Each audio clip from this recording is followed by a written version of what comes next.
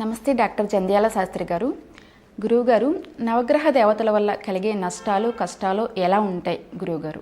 అలాగే ఈ గ్రహ దేవతల వల్ల గృహమునందు కలహాలు ఇబ్బందులు కలుగుటకు కారణం అగున గురువుగారు కొంచెం తెలియజేయండి. ముఖ్యంగా నా యొక్క తల్లిదండ్రులకి మా గురుదేవుల యొక్క పాద పద్మ చిహ్నాలకి నమస్కరిస్తూ చక్కగా కూడా చిన్న పాపమైనా సంపూర్ణంగా కూడాను నేను ఆస్వాదిస్తున్నామ్మా. కారణం ఏమనగా అసలు నవగ్రహాలు వల్ల కలిగేటువంటి ఇబ్బందులు ఏమిటి, దానివల్ల జరిగేటువంటి నష్ట కష్టాలు ఎలా ఉంటాయి, అలాగే గృహమునందు ఏదైనా గ్రహదేవతల యొక్క ప్రభావితం వల్ల కలహాలు ఇబ్బందులు ఎలా చేయడం కారణం ఉందా అని భక్తులు తెలియజేయమని అడిగినటువంటి ఈ యొక్క ప్రశ్నాభాగాన్ని గురించి నేను సంపూర్ణంగా ఎందువల్లంటే ఈ డాక్టర్ జంధ్యాల శాస్త్రి ఎప్పుడు చూసినా కూడా గ్రహం మూలం సర్వం జగత్ అంటాడు. గ్రహం మూలం సర్వం జగత్ అంటే మానవునికి ధనం మూలం. డబ్బే కదా ప్రధానికి. డబ్బు లేకుండా ఎవరికి ఏ పనైనా అవుతుందా? ఎవరికి ప్రపంచంలో ఎవరికి కాదు. కానీ ఆ ధనంని కలగాల గ్రహానుగ్రహం కావాలని చెప్పేది డాక్టర్ జంధ్యాల శాస్త్రి. అలాంటి నన్నే నువ్వు ఈ ప్రశ్న వేసి ఈ 9 నవగ్రహాల యొక్క విశిష్టతని నేను తెలియజేస్తానమ్మా చక్కగా కూడాను. 9 నవగ్రహ దేవతలు అని అంటే మనకు ఆదిత్యాయ సోమాయ మంగళ బుధాయ చ గురు శుక్ర శనిభ్యశ్చ రాహు కేతవే నమః అని శాస్త్ర ప్రమాణం. ఎప్పుడు కూడా ఈ 9 ప్రభావాల వల్ల కష్టాలు కలుగుతాయి అనేటువంటి ఆలోచన చాలామందిలో ఉంది. ప్రపంచంలో నాకు తెలిసినంత వరకు ఎంత చెప్పినా మేము కూడాను 80%, 20% దాన్ని అర్థం చేసుకునే వాళ్ళు ఉంటారు. లేకపోతే మహాత్ములు మహనీయులు ఎంతమంది మా అద్భుతంగా కూడా విద్యా ప్రావీణ్యత కలిగినటువంటి మహనీయులు ఉంటారు. కాబట్టి వాళ్ళని ఒక 20% పక్కన పెట్టి 80% ఏంటంటే గ్రహాల వల్లే మాకు బాధలు వచ్చినాయనేటువంటి ఒక చిన్న అపోహలు మాత్రం ఖచ్చితంగా ఉన్నాయి. నువ్వు అడిగిన ప్రశ్న 100% రైట్. ఎందుకు ఈ యొక్క ప్రభావితం వాళ్ళకు ఉంటుందంటే ఇబ్బంది మనకు కలగంగానే ఫస్ట్ మనం చూసేది ఇవే జాతకాలే. అంతకుముందు మనం ఏం చేస్తాము, దేవతామూర్తులు రోజు ఏదో మనం తోసిన అర్చనో ఆరాధనో లేకపోతే పారాయణమో లేకపోతే పుష్పాలు లేకపోతే టెంపుల్స్కి వెళ్ళి రావడమో ఏదో ఆ తత్వం మీద ఆధారపడి అదో చేస్తారు. ఎవరి విధానంలో వాళ్ళు పాటిస్తారు. ఒక విధానం అని లేదు, ఒక విధానంలో ఎన్నో రకాల కొన్ని వందల రకాల విధానాలు ఉన్నాయి. ఎవరి విధానం వాళ్ళు పాటిస్తారు, పక్కన పెట్టండి. కానీ గ్రహదేవతల దగ్గరికి వచ్చేందుకు వాళ్ళ వల్లే మాకు కష్టం వచ్చిందనేటువంటి ఒక అపోహ మానవుల్లో కలగడమే పెద్ద తప్పు. ముందు నా మాటగా మీ అందరికీ నేను విన్నవించుకుంటున్నాను అనుకోండి. మీకు నేను సంపూర్ణంగా కూడా మనస్ఫూర్తిగా నా విశ్వాసంతో నా 45 సంవత్సరాల యొక్క గ్రహ దేవతల మీద నా పరిశోధనతో మీకు చెప్తున్న మాట, గ్రహదేవతల వల్ల మీకు కష్టాలు వచ్చాయనేటువంటి మాట మర్చిపోండి. ఈ రోజుతోటి ఈ క్షణంతో మర్చిపోండి. గ్రహదేవతలతో మీకు నష్టం వచ్చేది ఏంటండి? ఏమీ రాదు. అలా రాకపోతే ఇంకా గ్రహదేవతలు ఎందుకండి? మీరు సంవత్సరం నెల రోజు సమయం చూసి జాతకాలు చెప్పడం ఎందుకండి? మాకు ఈ యొక్క 12 లగ్నాలు ఉన్నాయంటారు, దాంట్లో గ్రహదేవతలు ఉన్నారు, అందులో ఆ గ్రహం బాగలేదు, ఈ గ్రహం బాగలేదు, అట్లా బాగలేదు, ఇట్లా బాగలేదు అంటున్నారు కదా మీరు అని ఒక ప్రశంస అనేటువంటి ప్రశ్న మనల్ని ఖచ్చితంగా కూడాను అడుగుతారు. చాలామందికి అనుమానం వస్తుంటుంది, ఏదంటే గురువుగారు ఏదో అట్లా అంటున్నాడని. కానీ గుర్తుపెట్టుకోండి, మీరు మానవుని యొక్క జీవితం అనేది చాలా స్వల్పం. ఎందుకు స్వల్పం అంటే 20 సంవత్సరాల నుంచి 22, 25 వరకు కూడా నీ చదువు సంధ్య ఆట పాటలతో సాలం గడిచిపోతుంది. 20 సంవత్సరాల తర్వాత వివాహం అయిన తర్వాత వివాహ చక్ర బంధంలో ఇరుక్కుంటాం మనం. అక్కడి నుంచి పిల్లలు వాళ్ళకి సాగటం, డబ్బు రావడం, దాంపత్యం, గొడవ ఇవన్నీ కూడా వస్తుంటాయి. అక్కడ అయిన తర్వాత 60 సంవత్సరాలు అయిపోయిన తర్వాత రిటైర్ మీద అక్కడి నుంచి కూడా కాళ్ళు వరకడం, చేతులు వరకడం మొదలు పెడతాయి. అందులో ఇప్పుడున్న పరిస్థితుల్లో మనకు బీపీలు షుగర్లు అన్నీ వచ్చి కూర్చుంటున్నాయి వాతావరణ ప్రభావం వల్ల. ఇక నీ జీవితం సులభ మార్గంగా కూడా ఆనంద మార్గంగా కూడా ఎట్ట నడవాలనేటువంటి ఒక సత్సంకల్పంతో మనకున్నటువంటి సప్త ఋషులైనటువంటి మహనీయులైనటువంటి పరాశుడు, వరాహుడు, కాళిదాసు ఇలాంటి వాళ్ళంతా కూడా రాబోయేటువంటి ఈ కలి ప్రభావంతో మానవుడు ఆశ అనేటువంటి పాశములో, అలాగే కూడా వివాహ బంధం అనేటువంటి చక్రములో, అలాగే కుటుంబ బంధం అనేటువంటి ఒక తీపితనం అనేటువంటి కడుపు తీపి అంటారు మన వాళ్ళు. దాంతో ఎన్నో రకాలైనటువంటి సమస్యలు వలయంలో చిక్కుకొని రకరకాల సమస్యలు అనుభవిస్తూ ఉంటారు. గ్రహాల వల్ల వీళ్ళు అనుభవించడంలే, అది చాలా తప్పది, చాలా తప్పు అనమాట. అసలు ఆ ఆలోచనే తప్పు, మర్చిపోండి ఇప్పటికి కూడా. నీ పూర్వ జన్మ కర్మల వల్ల నువ్వు అనిపిస్తుంటావు. నీవు ఇంతకుముందు నువ్వు తెలిసో తెలియకో చేసిన తప్పులు నీ మీద ప్రవహిస్తాయి. అది ఎలా ప్రవహిస్తాయనే దాని మీద ఒక ఆలోచన చేయండి. ఇప్పుడు ఒక చిన్న సింపుల్ ఎగ్జాంపుల్గా చెప్తాను. ఇక నేను ఒక తెలియనటువంటి పదార్థంలో ఒక బ్యాక్టీరియా ప్రవేశించి దోమలు అట్లా ఉన్నాయనుకో, ఆ ప్రాంతంలో 2 నిమిషాలు నువ్వు నించుని నీ పరిస్థితి ఏమవుతుంది? ఆ యొక్క బ్యాక్టీరియా నీలో ప్రవేశిస్తుందా లేదా? ప్రవేశించిన తర్వాత తెలియకుండా జ్వరం రావడం ఇలాంటివి మనకు వస్తాయినప్పుడు, వర్షాలప్పుడు కూడాను దోమ కుడుతుందనే దోమకాటుకి ఈ విష జ్వరాలు ప్రచురుతున్నాయని కూడా మనం వింటుంటాం, వస్తాం కాదా? సైన్స్ టు సైన్స్ చెబుతున్నాను నీకు నేను. అలా మనము ఏదైనా సరే అశుభ్రత కలిగే ప్రదేశంలో ప్రవేశించినప్పుడు అక్కడ వీసే గాలి కానివ్వండి, అక్కడ ఉన్నటువంటి కొన్ని రకాలైనటువంటి ఈ సూక్ష్మ క్రియల వలన మానవుడు ఎలా ఇబ్బందికి గురవుతుంటాడో, ఎలా వాడు అనారోగ్య స్థితి కలుగుదలకి అవకాశం వస్తుందనేది మనందరికీ తెలిసిన పరమ సత్యమే కదా నేను చెప్పేది. ఆ సత్యాన్ని తెలుసుకునేట్టుగానే నీవు తెలుసో తెలియకో పూర్వజన్మ కర్మ చేసినప్పుడు దేహం అయితే పోయింది, ఈ భౌతిక దేహం అయితే కాలిపోయింది, బుడి చేసేస్తారు ఇక్కడ, లేకపోతే పూర్తి చేస్తారు, ఏదో ఒక పద్ధతి చేస్తారు. కానీ అంతర్గతంగా ఇప్పుడు మాట్లాడుతున్నామంటే ఎట్లా మాట్లాడుతున్నాము? ఇది భౌతిక దేహం కదా, ఎప్పుడు ఇట్లా మాట్లాడాలి కదా. ఈ వయసు ఎందుకు సన్నగిలుతుంది? ఇప్పుడు నాకు నీకేమైనా తేడా ఉంటుందమ్మాయి? చక్కగా కూడా అందంగా కూడా నువ్వు ఉన్నావు. ఇది చూసుకుని అమ్మని చూసుకుంటే అన్ని ముద్దలు పడేట్టుగా నేనున్నా. అంటే నాకు 70 ఏళ్ళు ఉన్నాయి, నీకేమో 20 ఏళ్ళు ఉన్నాయి. 50 సంవత్సరాల తేడాలో మారాను కదా నేను. నీవు ఈ వయసుకు వచ్చారు, ఇంకా మారుతావు. అంటే దీన్ని బట్టి ఏమైంది? శరీరంలో దృఢత్వంలో కూడా మార్పు రావడానికి భౌతిక దేహం అయింది. కానీ అంతర్గతంగా ఉన్నటువంటి ఆ యొక్క సూక్ష్మ రూపానికి ఇలా ముచ్చితనం ఏమైనా వస్తుందా? అది ఎప్పుడు కూడా ఆలోచిస్తూనే ఉంటుంది, మంచి చెడు. దాన్ని అంటుకొని వచ్చేదే పాపాలు. అంటే నువ్వు చేసినటువంటి పూర్వజన్మ కర్మలు అంటారు దాన్ని.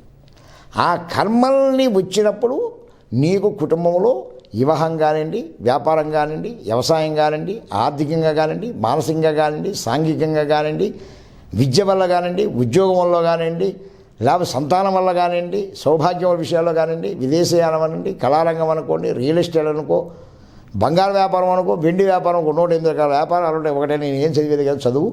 ఇలా ఎన్నో రకాల అన్నిట్లో కూడాను తెలియకుండానే ప్రతిబంధకాలు జరగటం, కష్టాలు రావటం, నష్టాలు రావటం, మానసిక ఇబ్బంది ఉండటం, భార్యాభర్త గొడవ పడటం, సంతానం లేకుండా ఉండటం, వివాహాలు ఆలస్యం అవ్వటం.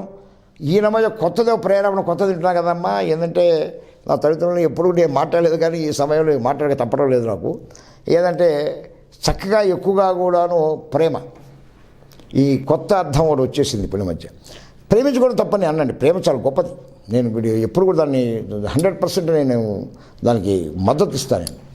కానీ నా అభిప్రాయం ఏంటంటే ఒకటే ఉంటుంది, నీవు ప్రేమ అయిన తర్వాత చక్కగా దాని జీవితాన్ని అటు ఉంటే సంతోషమే. కొన్నాళ్ళు పోయేళ్ళకి మళ్ళీ విడిపోవటం, కొట్లాడుకోవటం, ఇష్టం లేదనుకోవటం, అప్పుడు దాకా ఉన్న విశ్వాసం, నేను ఒకరి మీద ఒకరున్న ఆప్యాయత, అనురాగాలని ఏమైపోయినాయి? ఎందుకు పోతున్నాయి? ఇట్లా కావాలని ఎవరైనా చేసుకుంటారా? వివాహం అయిన భార్యాభర్త విడిపోవడానికి ప్రయత్నం చేస్తారా? ఎందుకు చేస్తున్నారు? ఇలా ఉన్న వాటి అన్నింటినీ కూడా తెలియజెప్పగలిగేది నవగ్రహ దేవతలు. అర్థమైందా? అంటే నీ యొక్క సంవత్సరం నెల రోజు సమయాన్ని బట్టి మనకు ఉన్నటువంటి మేష, వృషభ, మిథున, కర్కాటక, సింహ, కన్య, తుల, వృశ్చిక, ధనుసు, మకర, కుంభ, మీన రాశులు అనేటువంటి 12 రాశుల్లో నీ యొక్క నక్షత్రాలు ఉంటాయి 27. అశ్విని, భరణి, కృతిక, రోహిణి, మృగశిర, రుద్ర, పునరుసు, పుష్య, శ్లేష, మఘ, బొప్ప, ఉత్తర, హస్త, చిత్తస్మాతి, విశాఖ, అనురాధ, జ్యేష్ఠ, మూల, పూర్వషడ, ఉత్తరషడ, శ్రవణం, ధనిష్ట, శతభిషం, పూర్వపద, ఉత్తరాపద, రేవతి. ఇది 27 నక్షత్రాలు. వీటిని బట్టి నీ లగ్నాన్ని బట్టి నీకు ఈ గ్రహ భగవానుడు, సూర్య భగవానుడు ఇట్లా ఉంటే నీకు అధికార యోగ్యత కలిగేదాకా రాదు, ప్రమోషన్ రాదు, ఉద్యోగం రాదను, లేకపోతే బాగా వస్తుందను. గురువు ఇలా ఉంటే నీకు ధనప్రాప్తి జరగదను, సంతాన ప్రాప్తి జరగదను, లేకపోతే అద్భుతంగా జరుగుతుందను. శుక్రుడు ఇలా ఉంటే కళారంగంలో నువ్వు నైపుణ్యంగా ఉండగలుగుతావను, ఉండవను. లేకపోతే నీవు ఎంత డబ్బున్నా కూడాను మురికి బట్టలతోటి, చింపిరి తలతోటి ఖర్చు అవుతుందేమో అనే భావంతో లక్ష్యం అనిపించుకొని ఉంటారు. శుక్రుడు కొంత బాగుంటే వాడికి ఏ ధనం లేకపోయినా సరే ఇస్త్రీ చొక్కా మాత్రం నలగకుండా, సెంటు మాత్రం టకటకా కుట్టుకొని బదానుభూతుని గుమ్మగుమ్మలాడేటకు పోతాడు. ఆయన ఏంటంటే వాడు లగ్జరీ టు ఫైర్ ఇలా ఉంటాడు. అట్లా ప్రతి గ్రహ దేవతలు కూడాను సూచించేసి నీ యొక్క స్థితి ఎలా ఉంటుందో తెలియజెప్పడమే నవగ్రహాల యొక్క లక్షణం. అంతేగాని అవి మిమ్మల్ని వచ్చి బాధిస్తాయి అంటే వాళ్ళకైనా పార్టీ, వాళ్ళకి మీకు ఎక్కడైనా పార్టీ ఉందా? లేదా ఏమైనా ఎక్కడ కొట్లాట జరిగిందా? వాళ్ళు వచ్చి మిమ్మల్ని పట్టుకునేది ఏంది అసలు? ఏమైనా రియల్ ఎస్టేట్ వ్యాపారంలో ఏమైనా గొడవలు పడ్డారా, లేకపోతే ఏమైనా డబ్బు తీసుకొని ఏమైనా ఇబ్బంది పడ్డారా, లేకపోతే ఏమైనా ప్రేమ వాళ్ళు ఏమైనా ఇద్దరు గొడవలు పడ్డారా? ఏమున్నాయి కూడా 9 గ్రహ దేవతలు వచ్చి మమ్మల్ని బాధిస్తాయండి. అది బాధించడం కాదు, తెలియజేస్తాయి. నీ యొక్క సంవత్సరం నెల రోజులను బట్టే తెలియజేస్తే గుర్తుపెట్టు. ఇక దాంట్లో రెండో ఆర్గ్యుమెంట్ లేదు.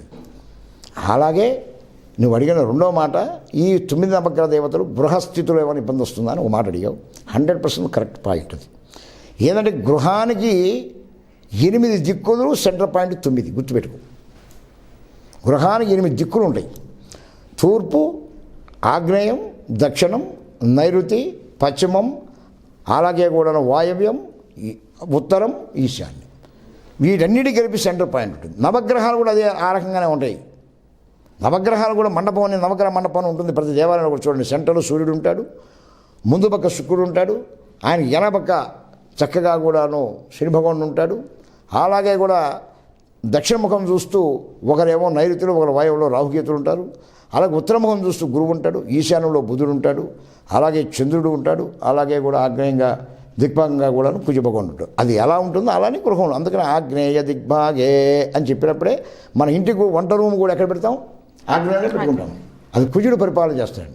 ఇట్లా నేను చెప్తానంటే చాలా ఉంది దాని విషయాల గురించి. అందుకని నవగ్రహ దేవతల వల్ల మీ కష్టాలు కలుగుతున్నాయని మర్చిపోండి. నవగ్రహ దేవతల వల్ల మనకు సూచించబడుతున్నాయి, అది గుర్తుపెట్టుకోండి. ఆ నవగ్రహ దేవతల యొక్క ప్రయాణ స్థితిని బట్టి, లగ్న స్థితిని బట్టి, నీ యొక్క పుట్టిన సంవత్సరం నెల సమయం బట్టి, లేదా నీ పేరు ప్రకారం బట్టి అవి ఇలా ఉండబోతుంది ఈ జీవితం. నీ వివాహంలో ఇట్లా లేట్ అవుతుంది, అయితే భార్యాభర్త ఇట్లా గొడవ పడతారు, లేకపోతే మీకు సత్సంతానం కలగకుండా ఉంటుంది, లేదా వ్యాపారంలో పెరుగుతుంది, లేకపోతే తగ్గుతుంది, లేకపోతే ఉద్యోగం వస్తుంది, ప్రమోషన్ వస్తుంది, లేదా అధికారం యోగంలో వస్తుంది, నువ్వు అధికారం ఇట్లా చెప్పేదానికి ఆ 12 నవగ్రహ ఉన్నటువంటి ఏ యొక్క రాసులు ఉంటాయో దాంట్లో 9 నవగ్రహ దేవతల ప్రయాణం ఎలా ఉంటుందో గమనించివి మానవ జీవితాన్ని చక్కదిద్దేదానితో పాటుగా కూడా గృహవాస్తులో కూడా 9 రకాల గ్రహదేవతల యొక్క ప్రభావితంలో 9 రకాల గృహ దోషాలు ఉంటాయి. అన్నిటికీ కూడాను ఉండేది వాస్తవమే. కానీ ఎందుకు ఉంటాయనే ప్రశ్న కన్నా కూడా అది నీ జన్మ కర్మ వల్ల నిన్ను అంటుకొని వచ్చినటువంటి దాన్ని విషయం తెలియజేయడానికే ఈ 9 నవగ్రహ దేవత అనుగ్రహం అవసరం.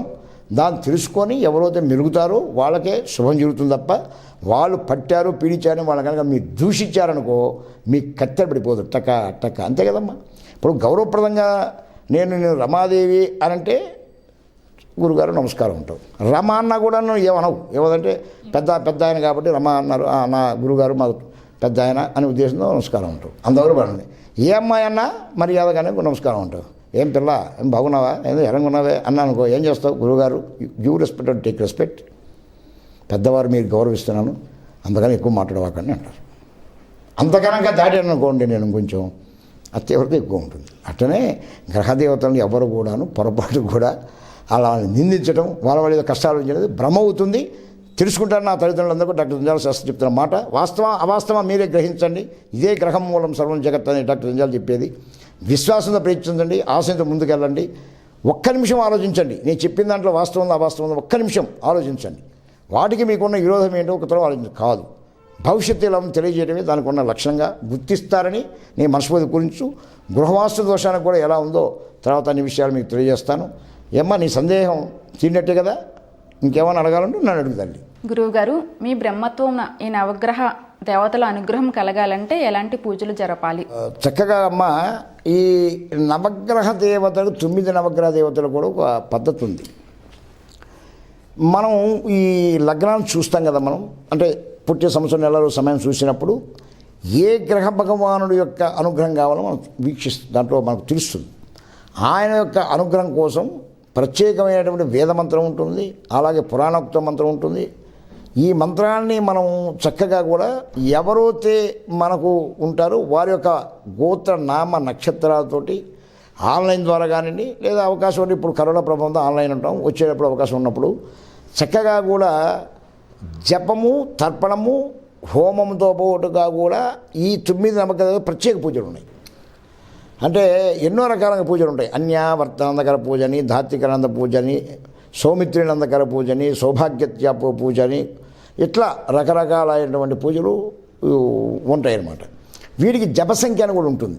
అంటే సూర్య భగవానుడి 6000 అని, చంద్ర భగవానుడి 10,000 అని, కుజ భగవాన్ అంటే 7,000 అని, అలాగే బుధ భగవానుడు అంటే 17,000 అని, బృహస్పతి భగవాన్ అంటే 16,000 అని, శుక్ర భగవాన్ అంటే 20,000 అని, శని భగవాన్ అంటే 19,000 అని, అలాగే కూడా రాహు భగవాన్ అంటే 18,000 అని, కేతు భగవాన్ అంటే 7,000. ఇవి మొత్తం 9 గ్రహాలు. అయితే ఈ కలియుగంలో ఇప్పుడు నేను చెప్పిన సంఖ్య చేద్దాం కుదరదు. అంటే డాక్టర్ సంజాల శాస్త్రి అట్లా నేను అన్వయించను. 4 వంతులు పెంచాలి దీనికి. ప్రథమం కృతయుగం, ద్వితీయం త్రేతాయుగం, తృతీయం ద్వాపరయుగం అయిపోయింది. ఇది కలియుగం. కలియుగంలో కావాలన్నప్పుడు వీటిని 4 ఎక్స్ట్రా చేసుకోవాలి. అంటే సూర్యుడిది 6,000 ఉందనుకో 24,000 చేసుకోవాలి. చంద్రుడు 10,000 ఉందనుకో 40,000 చేసుకోవాలి. కుజుడిది 7,000 ఉందనుకో 28,000 చేసుకోవాలి. అట్లా మనం ఎప్పుడు కూడాను అట్లా 4 వంతులు చేసుకోవాలి. ఆ జపంతో పాటు దానికి చేతర్పణం అని ఉంటుంది. మళ్ళీ దాని దశాంశం 10%, దానికి 10% హోమం ఉంటుంది, దానికి 10% అన్నదానం ఉంటుంది. ఇలా చేసేటప్పుడు దీనికి ఒక ప్రత్యేకమైనటువంటి పూజ ఉంటుంది. ఇది కేవలం జపంతో కాదండి, ఇక్కడ దీనికి చాలా పూజ ఉంటుంది. ఆ పూజలను కూడా అన్వయం చేసుకోవాలి. అన్వయం చేసుకుని ఇలా మేము చేస్తూ మీరు ఎవరైతే మనం చేయించే భక్తుల్లో వాళ్ళకి మేము ఒక ఆ గ్రహస్థితిని బట్టి దానికి ఉన్న స్థితిని బట్టి ఒక మంత్రాన్ని వాళ్ళకు ఉపదేశం చేయాలి, వాళ్ళకి చెప్పాలి. వాళ్ళు కూడా దానికి కృషి చేయాలి. అచ్చంగా మేము చేసేస్తాము మీకు అష్టైశ్వర్యాలు వచ్చేస్తాయి 9 నవగ్రహ దేవతలు కలుగుతారని మాత్రం నేను పొరపాటు కూడా చెప్పరు. అలా చేయడం కూడా కరెక్ట్ కాదు. దాన్ని కొంత మీరు కూడాను చేయాలి. ఆ మంత్రం ఏందో తెలుసుకొని మీరు కూడా పఠించాలి. అట్లా మేము చేసినటువంటి మంత్రం మీరు చేసినటువంటి కృషి. అందుకనే డాక్టర్ సంజయాశాస్త్రి 5 మాటలు చెప్తాడు. గ్రహం మూలం సర్వం జగత్తం తెలుసుకోండి, శనేశ్వరుడే లోకేశ్వరుడు, లోకేశ్వరుడే శనేశ్వరుడే ఈ యొక్క కలిగేశ్వరుడు తెలుసుకోండి, విశ్వాసంతో పనిచేయండి, ఆశయంతో ముందుకు రండి. ఇవన్నీ చెప్పాం కదా. ఆ గురుగారు చెప్పాడు నాకు ఏదో గ్రహాలు పోతాయి ఇక మంచి జరుగుతుంది కావాలనేటువంటి ఆశతో చేస్తే ఏమీ జరగదు, వేస్ట్. అలా గురుగారు చెప్పాడు కాబట్టి నమ్మకం చేసేస్తా అంటే కుదరదు. విశ్వాసం కలగండి. ఆయన చెప్పిన దాంట్లో నిజం ఉందా లేదని గ్రహించండి. 2 నిమిషాలు నా కోసం వెయిట్ చేయండి. దాంట్లో ఉన్నటువంటి పరమార్థాన్ని ఏందని తెలుసుకోండి. ఏం చెప్పాడు గురుగారని తెలుసుకోండి. అప్పుడు విశ్వాసంతో ప్రయత్నించండి. డెఫినెట్గా విజయం మీదే అవుతుంది. ఎప్పుడు కూడాను మనం నెగిటివ్గా ఆలోచించవాకండి, ఫాస్ట్గా ఆలోచించండి, కాన్ఫిడెంట్గా ఉండండి. విజయం మీదే అవుతుంది. దాంట్లో తిరిగే లేదు. ఎక్కడైనా మనం సింక్ అయినప్పుడే ఇబ్బందులు వస్తాయి. సింక్ అవ్వడానికి ప్రయత్నించవాకండి. నా ప్రధానమైనటువంటి విధానమే ఎదుగుతుంది. అలాగే తల్లిదండ్రుల్ని మీరు పిల్లలుగా ఉండేటువంటి ఎవరైనా సరే మీరు ఏ ప్రపంచంలో ఉన్నా మాతృదేవోభవ పితృదేవోభవ నమస్కారం చేసుకోండి. తల్లిదండ్రులారా పిల్లలు మీ అందరికీ ఉన్న మనవి వినయపూర్వకంగా ఏంటంటే పిల్లలు సంస్కారంగా పెంచండి. సంస్కారం పిల్లలకు నేర్పకపోతే అది భ్రష్టు పడుతుంది. ఇది క్లారిటీ క్లియర్. అలాగే కూడాను ఎప్పుడు కూడాను మూఢనమ్మకాల దొరికి వెళ్ళబాకండి అని శాస్త్రాన్ని అపహాస్యం చేయొద్దు. జ్యోతిశాస్త్రం తెలుసుకోండి, తెలుసుకోకపోతే వదిలేయండి. మీ నమ్మకాలు అవి వదిలేయండి, దాని తప్పులేదు. అది మీ ఇష్టం, మీ అభిప్రాయం. అలాగే ఇప్పుడు నేను చెప్పిన జప తర్పణ హోమాలు చేస్తూ ప్రత్యేక పూజలు చేస్తూ కూడాను కృషితో నాస్తి దుర్భిక్షం, ఆవగించి అదృష్టం కోసం ఇది చేస్తే దాంతో మీరు మంత్రం చేయండి. మీ కృషి లేకుండా జరగదు. ఇది డాక్టర్ సంజయాలు చెప్పేది. అలాగే మీకు లేని కోరికలు పెట్టుకొని ఈ జపతర్పణాలు చేస్తే రావండి. మీకున్న కోరికలు ఇబ్బంది జరిగే దాని గురించి గ్రహించండి, మీ శుభం చెబుతుంది. అలాగే గృహవాస్తు దోషానికి 9 నవగ్రహాల వల్ల ఇబ్బంది వల్ల అంటే దానికి శీఘ్ర మహాయంత్రం ప్రామాణికం. చక్కగా కూడా శీఘ్ర మహాయంత్రాన్ని కనుక తెప్పించుకొని మీ ఇంట్లో పెట్టుకోండి. అంటే శీఘ్ర మహాయంత్రం అంటే నా బ్రహ్మత్వంతో నరసింహుల క్షేత్రంలో ఎల్లప్పుడూ కూడాను నిరంతరం కూడాను నిత్యం కూడాను దానికి ప్రత్యేక పూజలు జరిపేటిది. ఎవరికి శీఘ్ర యంత్రం కావాలో మీ పేరు గోత్రము నక్షత్రం చెబితే 21 రోజులు ప్రత్యేకంగా దానికి మీ పేరు గోత్రనామ నక్షత్రాల యంత్రాన్ని పూజ చేసి మీకు పంపిస్తారు. అది మీ ఇంట్లో పెట్టుకోండి. ప్రతి శుక్రవారం క్రమం తప్పకుండా ఒక నిమ్మకాయ తెచ్చి చక్కగా కోసి దాన్ని శుద్ధి చేసుకోవాలి. ఇంకా పీతాంబరం కానివ్వండి, విటికిరాళ్ళు కానివ్వండి, చింతపండు కానివ్వండి ఇలాంటివి పెట్టకుండా ఆ నిమ్మకాయకే దానికి బలం వేస్తుంది అనమాట. దానికి సపోర్ట్ అది చేసేసి శుభ్రం కడిగేసి దాన్ని పసుపు పూసి బొట్టు పెట్టి యథాప్రకారం దేవుడి మందిరంలో పెట్టుకొని మీకు ఏదో మీ చేతనంత అంత కడ్డీ ఇడిగించుకొని అంత ఏదో బెల్లమో లేకపోతే ఏదో పండు మీ శక్తిని పెట్టి మీరు దాన్ని నివేదన చేసి నమస్కారం చేసుకోండి. అట్లా ప్రతిరోజు నమస్కారం చేసుకోండి. చక్కగా కూడాను శీఘ్ర మహాదేవతాయ సర్వకార్యసిద్ధి వరదాయ సర్వగృహదోష పరిహారార్థం సంపూర్ణంగా అనుగ్రహ ప్రాప్తిద్దాం నమస్కారం చేసుకోండి. అదే చాలు మీకు. నెక్స్ట్ అయితే ఇప్పుడు యంత్రం పెట్టగానే తెల్లవారిపోతున్న గురుగారు నాకు అంతా కూడా పెళ్ళి అయిపోతుందా, పిల్లలు పుట్టిపోతారా, రుణాలను తీరిపోతాయా, కోట్లు వచ్చేస్తాయా అనేటువంటి భ్రమలతో రాకండి. నిదానంగా మీలో ఉన్న నెగటివ్ని తీసుకుంటూ పాజిటివ్ పెంచుకుంటూ వస్తుంది. ఇది దీనికి ఉన్నటువంటి గొప్ప విశేషం. ఈ 9 నవగ్రహాలు చెప్పినట్టుగా కూడా 9 ప్రాంతాల్లో కూడా ఈ యొక్క శీఘ్ర మహాయంత్రం స్థాపన చేసుకోవడం చాలా మంచిది. గృహానికి కూడా 9 గ్రహదేవతల ప్రభావం ఉంటుందనేది 100% కరెక్ట్. 9 అంటే అది భూమికి ఏముంటుంది, ఆ భూమిని అనుసరించే గ్రహదేవతలు ఉంటాయి. కాబట్టి గృహానికి ఉన్నటువంటి మూలలు ఉన్నాయి, 8 మూలలు ఉంటాయి. 8 మూలలో కూడా గ్రహదేవతలే నిక్షిప్తమై ఉంటారు. సెంట్రల్ సూర్య భగవానుడు ఉంటాడు, ఆయనే సత్యం, అదే కర్మసాక్షి. కాబట్టి ఇటు గృహానికి అటు నీ గ్రహస్థితి తెలుసుకొని ఆ గ్రహాల యొక్క అనుగ్రహం మీద మంచి చేసుకోవడానికి ప్రయత్నించు. అందరి గ్రహాలు నాకు పట్టేయి, నా గ్రహాల పీడ ఎప్పుడు పోతుంది, ఇలాంటి మాటలు అనే కొద్దీ మీకు ఇంకొంచెం ఇబ్బంది వస్తుంది. అది మీరు కావాలంటే టెస్ట్ చేసి చూసుకోండి. మీరు ఎంతో కష్టపడుతుంటారు నిద్ర లేసినప్పటి నుంచి, ఎందుకు మీకు ఎక్కడ ఇబ్బంది అవుతుందో ఒక్క క్షణం ఆలోచించారనుకోండి, వాస్తవం మీకు బయటకు వస్తుంది. గ్రహాలను నిందించడం అనేది వదిలేయండి. గ్రహదేవత ఏ నమస్కారం సమర్పయామి, మీకు మంత్రంతో పనిలే, ఏం అవసరం లేదు. ఏకాగ్రతగా వదిలే స్నానం చేసి సూర్యుడి ముందు నించొని మనస్సు నిలిచినప్పుడు ఇది చెప్పండి చాలు. ఓం గ్రహదేవతాయ నమస్కారం సమర్పయా 9 సార్లు చెప్పండి. 9 నవగ్రహాలు కదా, 9 మందికి 9 సార్లు చేయండి. అటు చేస్తూ ఉండండి, ఎంత ఫలితం వస్తుందో. మీరు ఏమీ చేయకుండా అవి పెట్టేయి ఇవి పెట్టేయి వీలా, వాళ్ళకి నీకు ఏమిటి సంబంధం, ఎందుకు పడతారు? కర్మసాక్షి కలిగినటువంటి నీ దేహాన్ని అంటుకొని వచ్చినటువంటి మలినము కలిగినటువంటి పూర్వజన్మ కర్మ రహితార్థం చేసి ఈ జన్మలో మళ్ళా ఉత్తేజము కలిగినటువంటి మహత్తర వీరునిగా, నీకు అద్భుతమైన ధనవంతుడుగా, కీర్తివంతుడుగా, మహా ఉద్యోగిగా, సత్సంతాన పరుడుగా, కీర్తి ప్రతిష్ఠిత ఆచంద్రార్కం కూడాను దేశ విదేశాల్లో కూడా పేరు తెప్పించేదానికి ప్రయత్నం చేసేటువంటి గ్రహదేవతలు పట్టుకొని మీ ఇష్టప్రకారంగా గ్రహాలు పట్టేయి పీడేయి లాగే అనేటువంటి ప్రభావంతోనే మీరు ఇబ్బంది పడుతున్నారు. దీంట్లో మీరు గ్రహించాలి. చాలా రకాలైనటువంటి దీని మీద విశ్లేషణలు ఉన్నాయి. పాపగ్రహాలని, పుణ్యగ్రహాలని, నీచని, వక్రమని ఉంటాయి. సరే, అవన్నీ ఇంకో వీడియోలో నేను తెలియజేస్తాను. ఎందుకంటే అవన్నీ అంతా ఇప్పుడు చెప్పేవి కాదు. అన్యథా మీరు భావించబాకండి. గ్రహ అనుగ్రహ ప్రాప్తి వస్తుంది మీకు నేను ఖచ్చితంగా కూడా ఆస్వాదిస్తూ, నా యొక్క తల్లిదండ్రులకు కూడా సర్వశుభం జరగాలని, మీ యొక్క సంవత్సరం నెలారు సమయంతో ఆ యొక్క లగ్న ప్రమాణం 9 నవగ్రహ దేవతలు ఏ స్థితిలో ఉందో, మీకున్నటువంటి ఇబ్బందులు ఎలాంటి వివాహ, వ్యాపార, వ్యవసాయ, ఆర్థిక, మానసిక, సాంఘిక, విద్య, ఉద్యోగ, సంతాన సౌభాగ్యాలు ఎలా తెలుసుకుంటారని, అలాగే గృహదోషంలో కలిగే దాని నుంచి కూడా నరదిష్టి, నరఘోష, వీధిపోటు, అలాగే గృహంలో ఎన్నో రకాలైనటువంటి సమస్యలు, ఆర్థిక ఇబ్బందులు, మానసిక ఇబ్బందులు, రుగ్మతలు, గొడవలు, కలహాలు, వాటి నుంచి కూడా కొంతమేర ఉపశమనం చేశాను. శీఘ్రయంత్రం కూడా పొందేదానికి కింద నెంబర్ 1 సంప్రదిస్తారని నేను విశ్వాసంతో మీకు తెలియజేస్తున్నా. ఏదైనా మీ విశ్వాసం, చెప్పాను చేయొద్దు, విశ్వాసం మీరు పెరిగితే ఖచ్చితంగా సంపాదించండి, కలవండి, మాట్లాడి తెలుసుకోండి. లేదంటే అన్యదా భావించవాకండి. మీకు మంచిగా ఉండాలని మనస్ఫూర్తిగా నేను ఆస్వాదిస్తున్నా. నాకు చక్కగా కూడా పెద్దల యొక్క సంపూర్ణమైనటువంటి వారి పాదపద్మచరణం నమస్కరిస్తున్నా. మీ ఆశీస్సులు కావాలని కోరుకుంటున్నా. అలాగే పిల్లలకు ఆయుష్మాన్ భావం చేస్తున్నా.